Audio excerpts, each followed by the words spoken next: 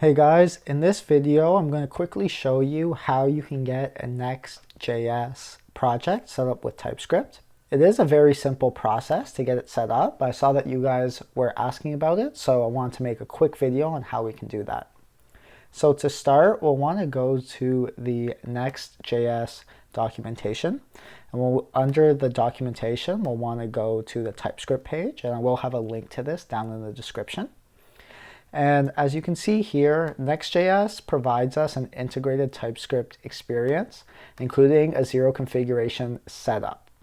So what this means is when we're creating our new Next.js applications, all we have to do is add in a flag that indicates that we want to use TypeScript, and Next.js will handle all of the setup for us.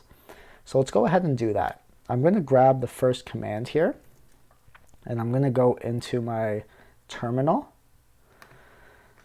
and let's just paste this in, and we can see here we have the --ts, which stands for TypeScript flag attached. And let's name our project. I'm just going to call it my demo app. And Next.js will begin installing all of the dependencies and getting our project set up. So now that our project is set up, let's go ahead and go into my demo app. I'm just going to open this in VS Code.